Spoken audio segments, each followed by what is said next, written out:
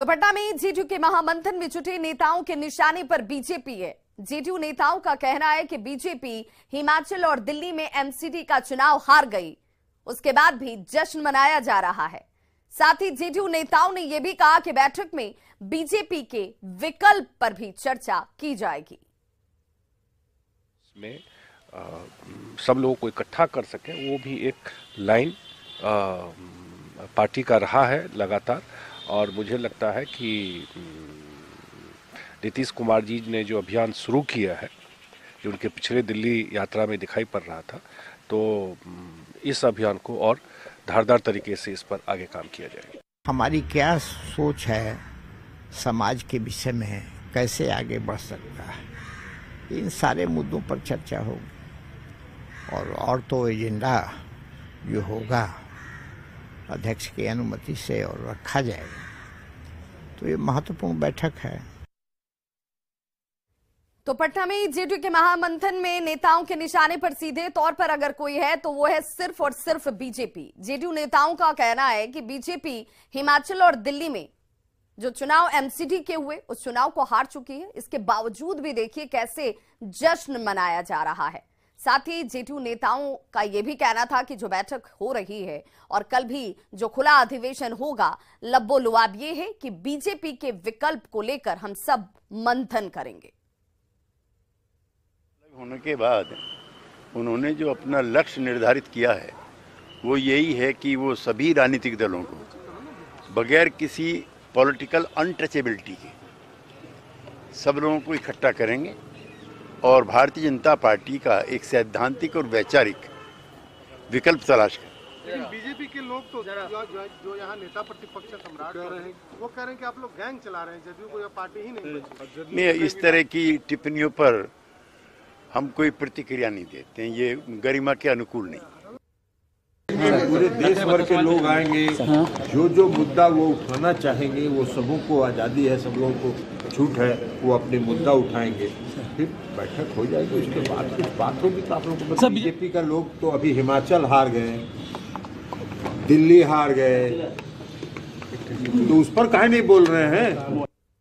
जो पूर्व से निर्धारित कार्यक्रम है वह यही है कि पार्टी के संगठन की जो औपचारिकता है उसको पूरा करने का काम करना है। बाकी चर्चा वहाँ होगी, अगर कोई और विषय पे तो चर्चा होगी। कुर्नी की हार को लेकर बीजेपी कह रही है कि 25 की शुरुआत दिख रही है। अच्छा, बीजेपी के लोगों को उनके कहने से क्या फर्क पड़ता है? भारतीय जनता पार्टी पहले अपनी ओर देखे। और हमारे सहयोगी आनंद अमृतराज हमारे साथ इस वक्त सीधे लाइव जुड़ गए। आनंद, ये बैठक जेडीयू के लिहाज से इसलिए बहुत महत्वपूर्ण नजर आती है क्योंकि जो हार हुई है उस हार में अपनी ही पार्टी और अपने ही गठबंधन के सहयोगियों की तरफ से तल्ख टिप्पणी नजर आई। इस पर भी क्या चर्चा इस बैठक में होगी या हो रही है? देखिए विभा, निश्चित तौर पे आज जो जेडीयू के राष्ट्रीय परिषद की जो महत्वपूर्ण बैठक है उसमें कई बातों पर चर्चा होगी और तमाम मुद्दों पर चर्चा होगी। कुर्नी विधानसभा उपचुनाव हो या फिर नीतीश कुमार की राष्ट्रीय स्तर पे भूमिका क्या होने वाली है, जेडीयू का विस्तार कैसे होगा, इन तमाम मुद्दों पर। लेकिन उसके पहले जो राष्ट्रीय कार्यकारिणी के जो सदस्य हैं उनकी एक बैठक हुई और बैठक खत्म हो गई है। जेडीयू सांसद रामनाथ ठाकुर हमारे साथ मौजूद है। रामनाथ जी, एक जो अभी महत्वपूर्ण बैठक हुई इसमें किन बातों पर चर्चा हो? क्या नीतीश कुमार के राष्ट्रीय स्तर पर जो भूमिका होने वाले उस पर भी चर्चा हुई? हाँ, निश्चित रूप से हुई। दल को कैसे मजबूत किया जाए, सभी साथियों की जिम्मेदारी बनती है कि दल को कैसे मजबूत किया जाए।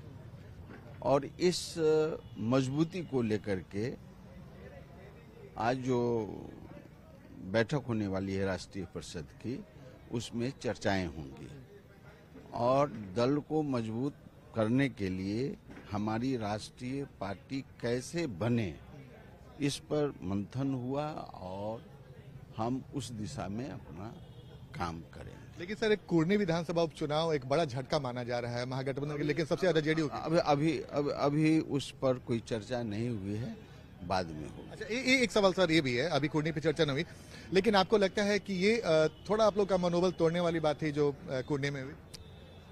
इस पर मंथन होगा, हम लोग सब बैठ करके मंथन करेंगे, समीक्षा करेंगे और इस पर निर्णय होगा। अच्छा, नीतीश जी कब निकलने वाले हैं राष्ट्रीय स्तर पे? अब वो तो पार्टी की बैठक समाप्त होगी, उनको सुनाया जाएगा, उनको कहा जाएगा, उनसे निवेदन किया जाए कि पार्टी को मजबूत बनाने के लिए उनको हर एक राज्य में जाना चाहिए। आप लोग चाहते हैं कि नीतीश जी अब निकले और राष्ट्रीय स्तर पर अपनी भूमिका देखें? देखा मैं, हाँ। तो बिहार में क्या कुछ होगा सर? बिहार की अभी बात नहीं, बिहार में तो है ये है। हाँ। तो दोनों बातें कैसे होगी? बिहार में भी रहेंगे और राष्ट्रीय स्तर पर भी? अब नरेंद्र मोदी जी मुख्यमंत्री जी थे तो किए कि नहीं, घूमे कि नहीं, घूमे कि नहीं? तो विवाह बड़ा इशारा है रामनाथ ठाकुर जो जेडीयू के सांसद है, आप समझ सकती हैं। तो जाहिर सी बात है तमाम मुद्दों पे चर्चा होगी। देखिए अभी अब से कुछ देर पहले बैठक खत्म हुई है और उसमें फातमी जी हैं। फातमी जी जरा सही तरह जी, बस कुछ नहीं। फातमी जी अभी बैठक चली, क्या कुछ एजेंडा रहा? अच्छा एक बात बताइए, सीधा सीधा सवाल है, नीतीश कुमार की राष्ट्रीय स्तर पर भूमिका अब देखी जा रही है, तो कब निकलने वाले हैं और क्या उनकी भूमिका रहने वाली है? सब तय हो जाएगा कल तक, और फिर जो हमारी नई टीम बनेगी पार्टी की वो बैठ के तय करेगी। निश्चित रूप से उनको निकलना पड़ेगा। बिल्कुल आनंद, तो ये जेडीयू समझ रही है कि इस वक्त उसे अपनी पार्टी पर फोकस करना ज्यादा जरूरी है। पार्टी में एकजुटता बनी रहे, पार्टी के अंदर जो खामियां हैं उन खामियों को जल्द से जल्द दूर किया जा सके और तभी एक बड़ा मैसेज राष्ट्रीय स्तर पर जा पाएगा और मुख्यमंत्री नीतीश कुमार राष्ट्रीय पटल पर अपनी छाप उस मजबूती के साथ छोड़ पाएंगे जिसका दावा जेडीयू कर रहा है। बहुत बहुत शुक्रिया तमाम जानकारी के लिए। तो जेडीयू की बैठक पर बिहार विधान परिषद में नेता प्रतिपक्ष सम्राट चौधरी ने जमकर निशाना साधा। उन्होंने कहा कि जेडीयू पार्टी नहीं एक गैंग है। सीएम नीतीश कुमार को अब आश्रम में ही रहना है। राजनीति में नीतीश कुमार जी की पार्टी वो गैंग है। ये पार्टी किसने कहा? वो तो गैंग है। आदरणीय जौहर साहब से लेकर शरद यादव जी से लेकर सबको पार्टी से तो निकाल दिया। पार्टी कहाँ है? मेरे पिताजी ने पार्टी बनाई थी, पार्टी को हाईजैक नीतीश कुमार ने कर लिया। नीतीश कुमार गैंग है, ये गैंग चलाते हैं। आरसीपी जी कहते हैं ना गैंग है।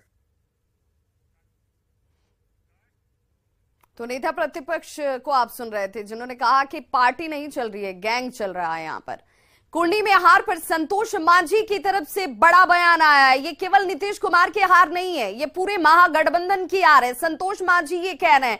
हालांकि इस वक्त ये बयान बहुत महत्वपूर्ण हो जाता है जहां पर चारों तरफ से जेडीयू के ऊपर निशाना साधा जा रहा था, मुख्यमंत्री नीतीश कुमार के ऊपर सवाल खड़े किए जा रहे थे। वहां संतोष मांझी ये कह रहे हैं कि महागठबंधन में नीतीश कुमार अकेले नहीं है और इसीलिए जो हार कुंडी में मिली है उसके लिए सभी जिम्मेदार हैं, सभी को हार की जिम्मेदारी लेनी चाहिए। महागठबंधन में नीतीश कुमार अकेले नहीं है और यही वजह है कि जिम्मेदारी सबकी बनती है। किसी एक के बारे में बोलना उचित नहीं है, सही नहीं है। नीतीश कुमार का आदर होना चाहिए।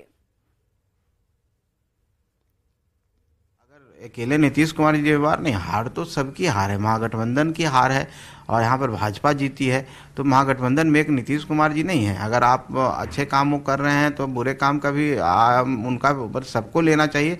सब लोग हम लोग अगर अच्छे कामों का बखान करते हैं तो बुरे काम, जो कोई भी बुरा का मतलब है कि जो भी हमारा नकारात्मक जो रिजल्ट आया इसके लिए सब लोग को लेना चाहिए अपने पर। किसी एक व्यक्ति के बारे में बोल करके हम समझते हैं अच्छी बात नहीं, गठबंधन धर्म के खिलाफ है। ऐसे लोगों को समझना चाहिए कि गठबंधन में एक दायरा होता है, एक सीमा हो तो उस सीमा से बोलना चाहिए और हमारे जो नेता हैं जिनके अगुवाई में हमारा सरकार चल रहा है उनका आदर भी करना चाहिए। बिहार में कुर्नी उपचुनाव में राजनीति में एक नए फैक्टर को जन्म दिया है। यह फैक्टर है एमओ यानी कि मुकेश सहनी ओवैसी फैक्टर।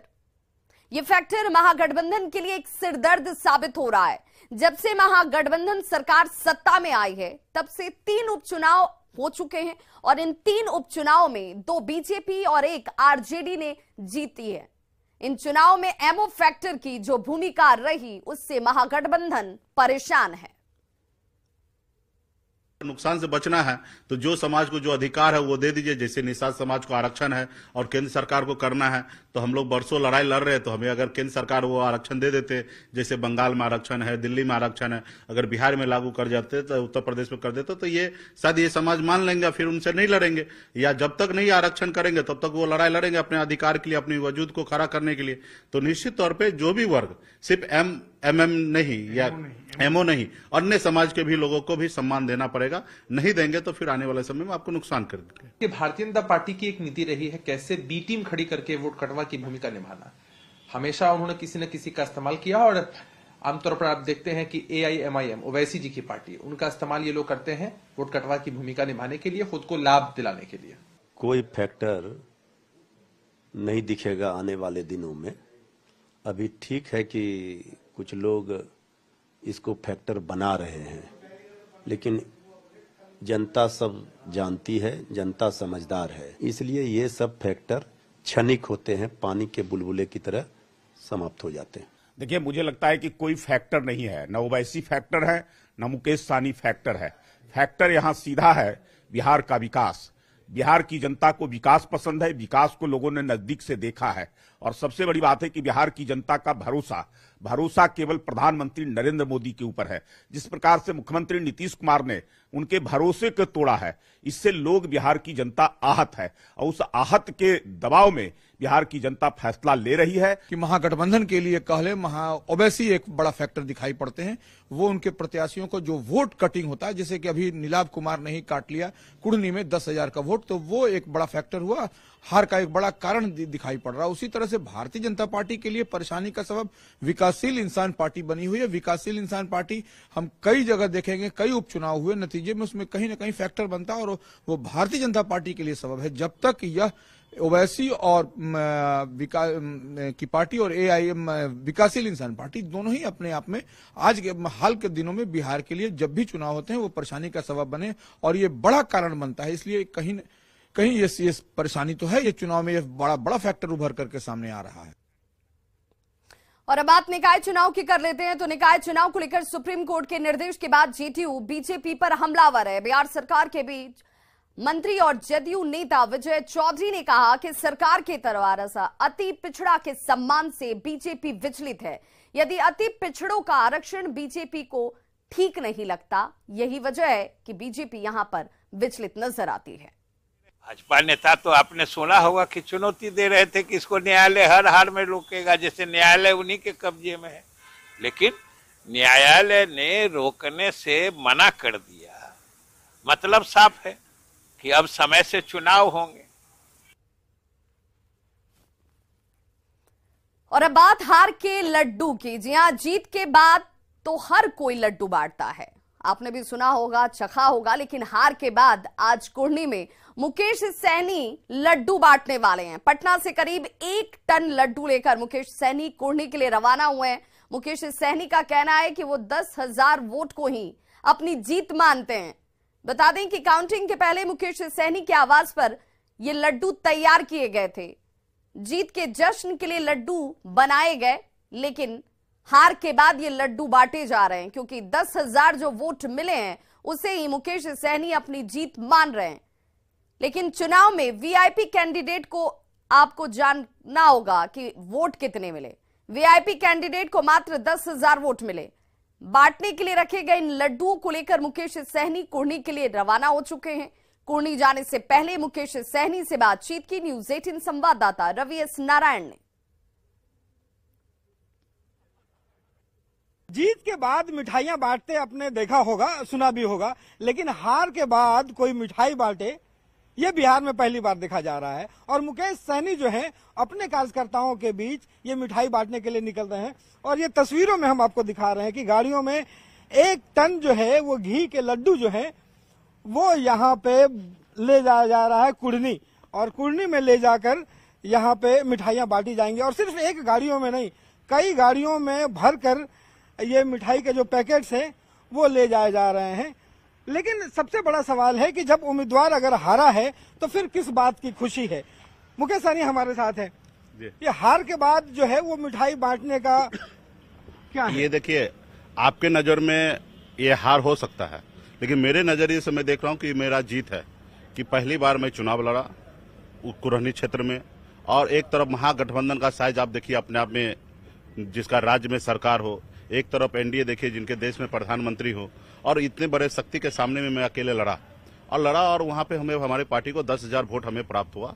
हम जिनके हक अधिकार के लिए लड़ रहे वो मेरे साथ मजबूती से साथ दिखा, और इसके लिए लेकिन आप तो बीजेपी को हराने के लिए लड़ रहे थे। नहीं, आप अपने मंचों पे खुल करके भी विरोध किया, ये बात सही लेकिन वो बीजेपी जीती, उसके बावजूद आप मिठाइयां बांट, बधाई दे दिया। देखिए, इससे पहले हम बोछा में भी हमने मिठाई बांटा था, ये कोई नया पहली बार नहीं बांट रहे हैं। बोछा में भी हारने के बाद हमने मिठाई बांटा, यहाँ संजोग से बीजेपी जीत गए तो भी उनको हमने बधाई दिया और मुझे कोई लेना देना नहीं कि बीजेपी। हाँ, ये बात सही है कि महागठबंधन के सामने में बीजेपी से ज्यादा मैं नफरत करता हूँ। कह रहा है कि मिठाई बांटने का पीछे सबसे बड़ा कारण है 2024 पे आपकी नजर है? निश्चित तौर पे 24 पे भी है और 25 पे भी नजर है।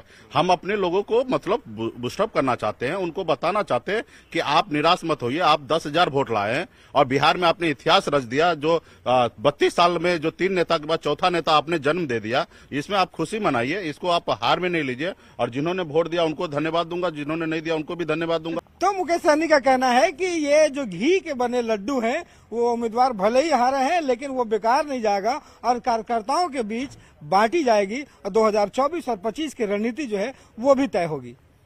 कैमरा पर्सन सुबोध के साथ रवि एस नारायण, न्यूज़ 18 पटना।